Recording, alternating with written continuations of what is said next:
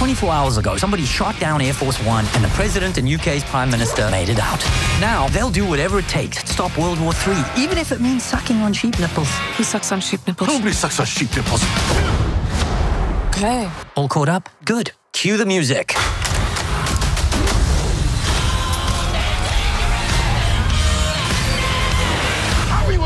I just kept calm and carried on. Det humoristiske actionbrag Heads of State er netop landet på Amazon streamingtjeneste Prime Video. John Cena og Idris Elba spiller henholdsvis USA's præsident og Storbritanniens premierminister, som efter et attentatforsøg tager kampen op mod en gruppe terrorister og hinandens enorme egoer. Endurance is tough for guys like you. Guys like me. Guys like you, you know, Jim Strong. As opposed to? Strong. You want to see Jim Strong? I'll rip a tree out of the ground and beat you to death with it, huh? Go on then. Rip that tree out and beat me to death with it. That's what I thought. Pick the biggest tree. Heads of State er et effektivt mix af slåskampe og spas, og det kommer ikke som den store overraskelse, for den er lavet af en instruktør, som i den grad mestrer den kombination, russiske Ilya Naishuller, som vi interviewede tilbage i 2016 om hans fandenivoldske voldske debutfilm Hardcore Henry.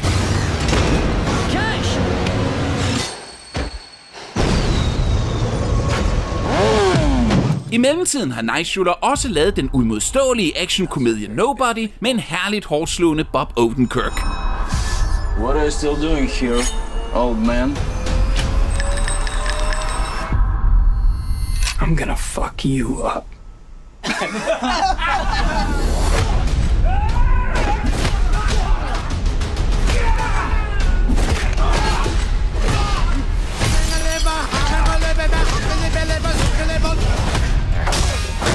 Heads of State har til gengæld to store slagbrydere i front, John Cena og Idris Elba, som har en skæppeskøn kemi. Our debut duet.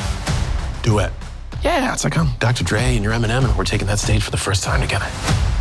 I'm Eminem. Nøjagtigt ligesom i James Gunn's The Suicide Squad for 2021. You just said each member of the team is chosen for their unique abilities. He does exactly what I do. But better. I always hit my targets dead center. I hit them more in the center. You can't hit something more in the center? I use smaller bullets. What? They go inside your bullet holes without even touching the side. Og vi har talt med Ilya Naishuller om at arbejde med Cena og Elba, om for første gang at skulle lave en familievenlig actionfilm, der er forbudt for børn under 13, mens hans forrige film var forbudt for børn under 17, og om kunsten at sammensætte action og komik. Hey fellas, how's it going? Yep, we're about to get our asses kicked. Man, read the room. Hi, Ilya. Nice to see you. I mean, there's absolutely no way you're going to remember this, but I actually had the pleasure of talking to you in Copenhagen 9 years ago. Jeez, you won't believe me. I saw it as soon as I was like immediately like, nice to meet you. I was like, wait a minute. I have a bad memory, but yes, long time. It's so nice to see you again. Very It's nice to see so you much fun. You were sweet enough to indulge me in making a POV intro for my video featurette on your lovely POV action film. Listen, nice to meet you. Nice to meet you. Yeah, you're that guy from Moovy.dk. Yeah, that's me. Yeah. So nice to meet you. Really enjoyed your film. But thanks for another great film, and another great film that, of course, does that mixture that you've talked about yourself. You know, giving you those two crowd-pleasing ingredients of adrenaline and humor. But talk to me about perfecting that mix. You know, not making it so action-heavy, and so full of adrenaline that you potentially drown out the humor, but also not making it so funny that the action loses its edge. Well, I learned during Hardcore Henry that if violence is surrounded by comedy, the violence becomes more aggressive. And comedy surrounded by violence becomes funnier. And you don't need too much. And if you see, like, there's a lot of action in this film, but not much of it goes on for too long, because I don't like repeating the beats. I like keeping it fresh. I don't want to see the same punch over and over and over. And again, I like movies that do the same punch over and over, but I don't want to direct that. So the question of tone is the hardest one in a movie like this. But it also gets a lot easier when you have a script that you understand, that you make sense to you. When you have Idris, John, Priyanka, Jack Quaid, all those guys, the rest of the supporting cast, and they're there to execute and do, the best job possible. So it was a lot of work by a lot of very talented people, and people who listened, and people who... I'll tell you a quick story. One of the early days on set, we have to put the blood marks on the scratches on Cena's face. And we quickly run out to the trailer. We were all out there. He steps out into the sun, and me and Lisa Tomlin, our fantastic makeup artist, She's like, Ilya, just point. And I'm like, okay, I'm thinking maybe something along here. And John is like, Ilya, I am an object. I'm like, what now? He's like, I am an object. I'm like, I'm not sure I follow you, John. And John says, Ilya, I'm here to serve the movie. Just put your finger in my face where you want the blood to go. Because you don't want to poke people. And I'm like, oh, great. Done. So he really does that. And not just John, the rest of the cast. We're here to serve the film. I'm here to serve the film. The film will ultimately serve the audience if we do our job correctly.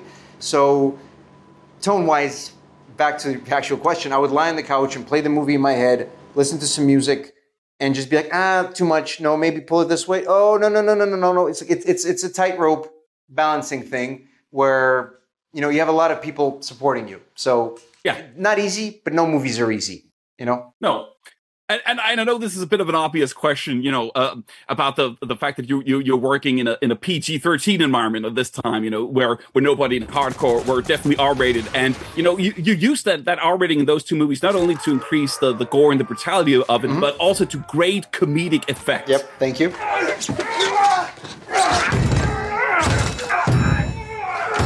And that made me interested in hearing you know, about working in that PG-13 realm. Did you ever find it difficult, in a comedic sense, you know, a bit stifling to have to work in, you know, by the PG-13 playbook? I'll be honest with you, no. Because I knew it was going to be PG-13 when they came to me and said it's an action thriller. This is John and Idris. That's sort of the budget. And I was like, what if it's an action comedy? What if they're not? Because they originally were both ex-military, and I was like, no. Let John Cena be an ex-movie star. All right, I get it. You don't like my movies. I've never seen your movies. But the universe keeps telling me I look cool with a gun in my hand. What's the difference between a toy gun? That gives a great comic perspective. He thinks he knows what he's doing, but he doesn't. Idris has served, but he's never seen action. To be clear, he never saw combat. So he's a bit more capable, but he's still never shot at anybody. So the idea that they would start off weak and get to the point where they're capable and they're actually like kicking ass, that's the journey, as well as their friendship, obviously.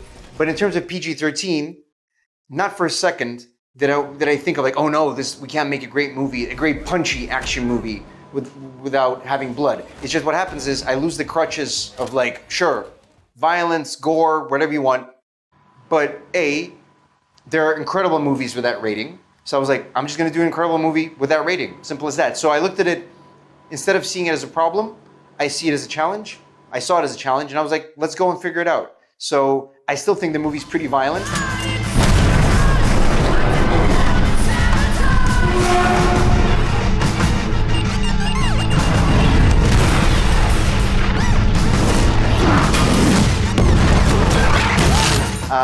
And I just enjoyed the challenge. That's really the job. You know what? When I realized I'm a director, I think it was, 5 or 6 years back. I think we were just starting out, nobody making the movie, one shot at a time. And I realized that the plan I had in my head, because originally it was supposed to be double the budget, and then the studio had a bad summer before Universal bought the rights. It was another studio, and they were like, it's going to have to be half the size of that. And everyone's like, oh no! And I'm like, wait a minute. That's the job. Like I should be able to make a good movie with 30 million. I should be able to make a good movie in 15. I should be able to make a good movie on my iPhone with a friend. If you're a good director, and that's the thing, and figuring out and enjoying the process of making more with less. In this case, PG-13 is clearly a bit more less than R. And once I figured out I can enjoy that process of switching it over, then that's the job, and I'm getting good at it. So I had a great time. Cool. Ilya, I'm so sad that I've already run out of time. Can we do one more, please? Just one more. We're doing one more. Do you have any more? Okay, one more. Let's do one more. Thank you. Okay, but speaking of great mixtures, I just have to ask, of course, about Idris and John Cena. I found it so interesting that John Cena said that he felt that they were two such different personalities, those two guys. And wanted to ask you as a director, did you feel that as well? And maybe was that why they went so good together, in a buddy cop environment? It's a twofold. One, as actors/stars, they're very fond of each other. They support each other. They want to see each other succeed, which is already a recipe for success, right? Two, the characters are wildly different. So the fact that John can be so big and Idris can stay small but still be as effective as each other, it's just very logical. It makes complete sense. And look, the Suicide Squad already proved how great they are together, right? So thank you, James Gunn. Non-lethal. You lose. Exploding compression bullets. likes to show off. Unless what they're showing off is dope as fuck. Fuck. That's true. It all makes sense. And here, given the right characters, they're motivated to do the great job that they can. And they were very kind and generous and fairly gentle with me in terms of like a very gentle. I'd be like, guys, maybe we get to the point where it's already good. And you know, some actors would be like, it's good enough. What are we doing? I never heard a single thing like that. It'd be like, guys, I got another thing, try that, and be like, off we go. So I was surrounded by peace, love, and understanding this is the best 3 years of my life, professionally speaking. Cool. Ilya, thank you so much. Thank you so I'm very proud to have your feature films also in my library here in behind, you know. Fantastic. And next time I got to hear about, you know, the career highlight of getting killed by Doc Brown. Great Scott!